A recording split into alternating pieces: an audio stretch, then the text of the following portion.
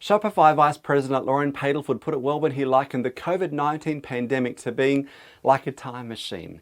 He suggested what it did is it brought 2030 forward to 2020, and I reckon he's absolutely spot on. There is no doubt that recent times have been tumultuous and challenging. I mean, hey, disruption has become a very real, very tangible concept to all of us, and yet times of crisis create great opportunity for those that are prepared. As this storm subsides and a new era dawns, smart leaders recognize that now is the time to gear up for what comes next. In this new book, The New Now, I help audiences unpack some of the key trends that we've seen accelerate since the outset of the pandemic. Just to put a spotlight on some of those trends. Number one, a change in consumer expectations and habits. This one is huge. Throughout the course of the pandemic, 3 in 4 consumers tried out a new way of shopping, many of them using e-commerce for the very first time in a meaningful way. 70% of those consumers plan to keep those habits moving forward. Now, this is not to say that traditional bricks and mortar commerce will disappear, but what consumers are now looking for has changed, and this has implications we simply cannot afford to ignore. Our second big trend is around the theme of technological acceleration. The pandemic saw artificial intelligence, augmented reality, and quantum computing technology come ahead in leaps and bounds. This is having an enormous influence in making big data usable, and it opens up a range of exciting possibilities for a whole host of businesses and industries. A third trend looks at the whole theme of demographic change, especially the rise of Generation Z or Generation Z. We've been focused on millennials for a whole lot of years now, but 2020 marked the year that Generation Z began graduating from university and college. And this is a generational cohort that are a force to be reckoned with. They are 35% of the global population. They wield $143 billion in consumer spending power, but they're different.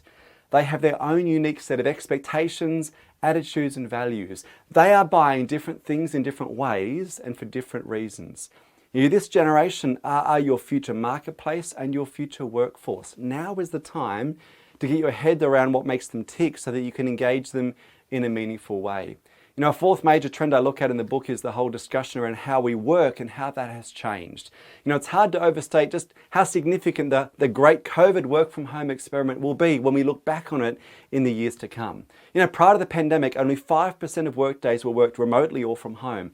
This changed overnight as COVID hit. And hey, the genie is well and truly out of the bottle. According to Gartner, 82% of employers plan to keep their remote work arrangements for the years to come. This has massive implications for things like collaboration, culture, mentoring, and workforce planning. And these are just a few of the themes that I highlight in this new book. I also explore why trust will be the key commodity of the 21st century and the power of prioritizing sustainability in a genuine and meaningful way. In addition, readers will gain insights into trends such as the everything as a service revolution and the power of mass personalization and the latest developments in the field of nanotechnology, which is extraordinary and exciting in itself.